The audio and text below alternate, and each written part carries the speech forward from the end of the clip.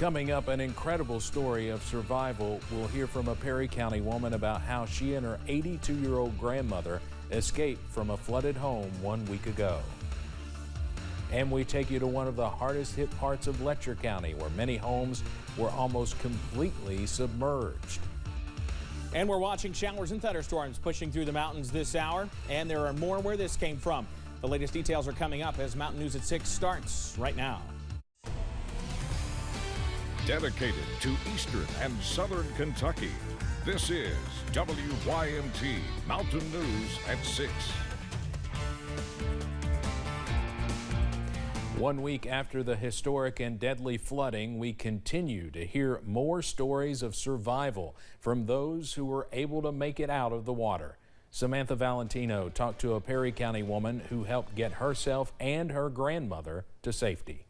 The whole time I was just, oh, please let me make it back home to my family. Naomi Williams and her 82-year-old grandmother Carolyn were the only two people in their home Thursday evening when floods hit southeastern Kentucky. When we walked out in it, it felt like it hit us chest deep. They were treading water for over an hour, trying to reach a hill behind their home. I can't describe the feeling that I felt in the water. I felt helpless, honestly. It was so strong. We made it out of there because of the Lord, honestly. Naomi says there wasn't much for her to grab onto, as she was trying to keep herself and her grandmother, who can't swim, above water. It was just a limb. It wasn't even a tree. A limb is what we held onto. And somehow I managed to pull us both out of the water. And when we got on the hill, we couldn't stay steady for like 5 minutes because when you stayed, the water kept on rising. So it was like a continuous climb up a steep mountain. A climb that lasted 16 hours until the next day, the rescue squad came and got to us. Best day of my life for sure. Naomi and Carolyn made it out of the hills with nothing but some scratches and poison ivy. I didn't think we were going to make it out. I didn't. In Hazard. I did not, but we did. Samantha Valentino, WYMT Mountain News. Congressman Roger flew around the region today, making stops at National Guard sites to check on those with boots on the ground. Congressman Roger stopped in Hazard this morning while surveying the flood-impacted areas, taking time to meet with the men and women who have spent the last week as hovering heroes. He says though lives were lost in the tragedy, the death toll is still at 37. People are still missing, and more than 500 people. 500 have already been saved thanks to the work of these men and women in uniform. Who've done marvelous, heroic work over the last 24, 48 hours. They've saved hundreds of lives with heroic rescues wrapping people from their rooftops. National Guard officials say of the more than 500 people rescued, nearly 80 of those were what's called hoist saves, meaning they were people actually plucked from rooftops or trees as the waters raged below them. Incredible. Continuing to watch a cold front draw closer to the mountains as we head into tonight and tomorrow. This is resulting in scattered showers and storms developing throughout the region. Not everybody's seeing them, but if you do, you're likely seeing some heavy rain. You see some off in the distance from our I-64 camera at Moorhead, and one of them actually just going severe out to our west. Downtown Whitesburg, sunshine is out, but for the most part, we remain a little on the partly cloudy side. 86 right now, but feels closer to 90 thanks to those dew points. You see some variable temperatures around the region, many of us close to the upper 90s earlier, but we're diminishing those temperatures a little bit because we've got showers and storms in the area. Dew points elevated as well. We have a lot of moisture. Heaviest rain right now, at least in the viewing area, right on top of Mount Vernon. You see that at the moment. That'll be pushing north on out of the viewing area, or at least clipping parts of Jackson and Estill counties and southern Madison County as well. More as you head into portions of Wayne County, West Virginia. Some very heavy storms there. And those are moving on out. And this is what I was talking about. Severe thunderstorm out toward the Lexington metro area. If you know anybody getting on the Mountain Parkway and maybe getting off there at Winchester, getting on the getting developing on Interstate 64 West. Let them know about that one. That is a rather heavy thunderstorm that will be pushing towards places like Winchester and Paris, Kentucky over the next little bit. Everything continues to push on off to the east and the northeast, and you see more showers and storms to the west. So we'll be watching it. Showers and storms continue. Low 70s tonight. I've got the very latest, though, on when more showers and storms work back in. It's coming up in just a bit. Steve? All right, Evan, thank you. The Neon community of Letcher County is sifting through mud and dust to clean up in one of the hardest hit areas of our region. WYMT's Chandler Wilcox reports on the devastating impact the flood had on this small town and the work it will take to bounce back. Floodwater broke through almost every home and business in Neon. I mean, there's not a house. There's not a house on this road that was not on this front street that did not get water in it. The water got so high that some businesses downtown were almost completely submerged, and the pressure ripped apart furniture and destroyed technology. This church right here is the Church of Christ. The water was up on the front. It was up to the white. All you could see was the white and the roof. Now with broken structures and inches of mud, many homes and businesses are marked with no entry or big red X's to signal that it is not safe to walk through.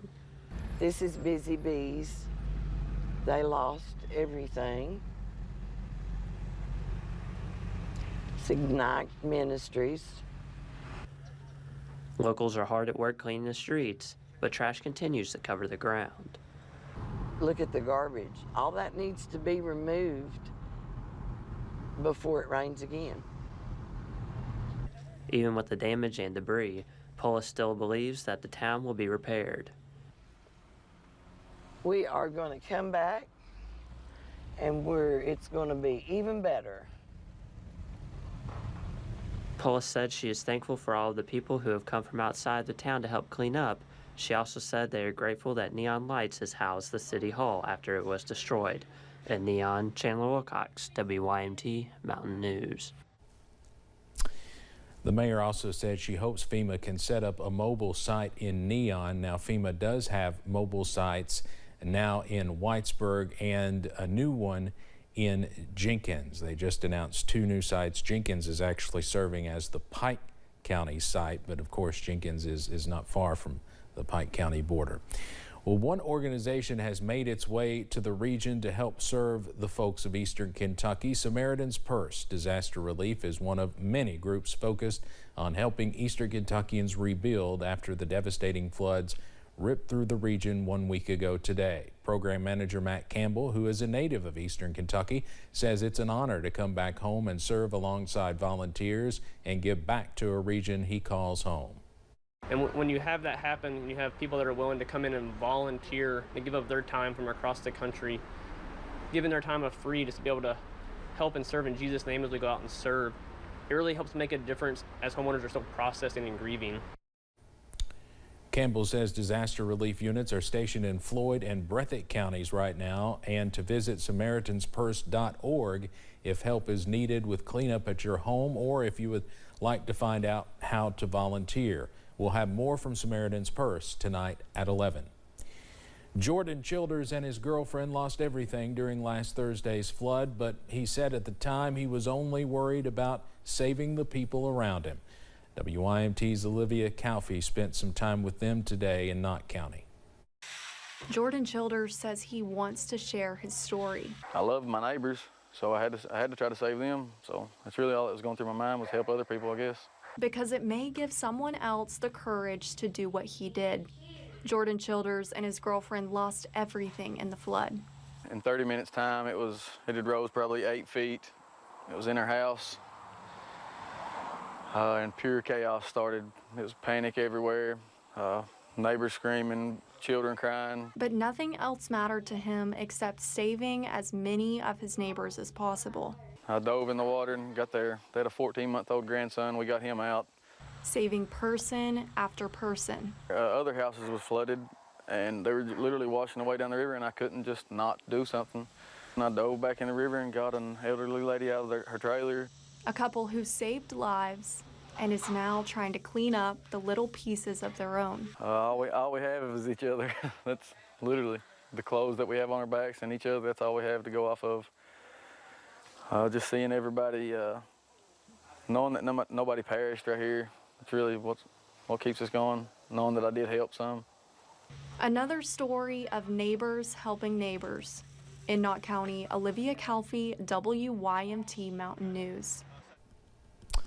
Lots of heroes. Right there is one of them for sure.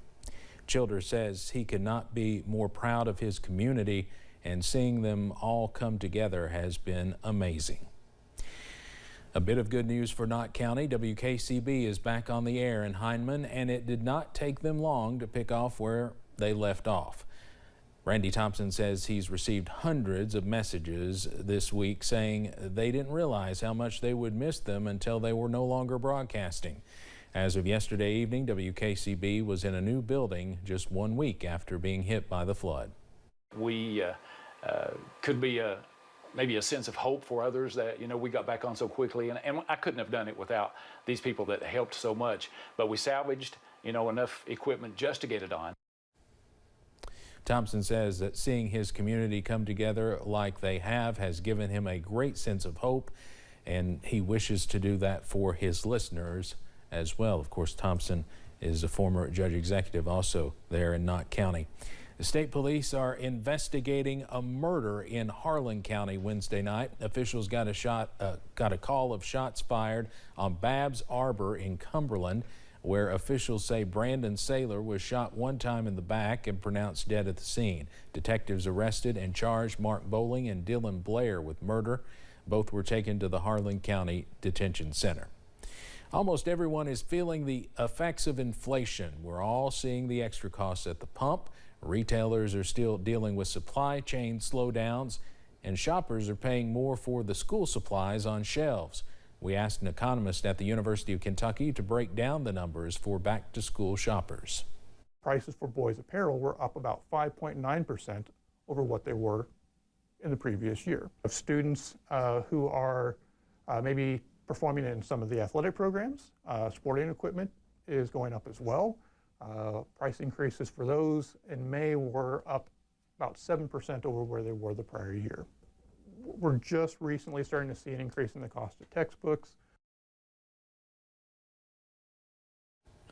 Tonight at 11, how inflation is affecting the cost of school supplies. We were saddened to learn of the death of a former longtime member of our mountain family here at WYMT. Terry Street died last Friday at Baptist Health Corbin. Street was an account executive with WYMT for 19 years and worked in our Cumberland Valley Bureau. Terry was known for his wit, sense of humor, and as a role model for many youth as a soccer coach in Corbin. His visitation is underway right now at Hart Funeral Home in Corbin. His funeral is set for 1 p.m. tomorrow at the Sacred Heart Catholic Church. Terry Street was 66. And coming up, we continue to watch the potential for heavy rain in the forecast as we head through this weekend. The latest on that is coming right up.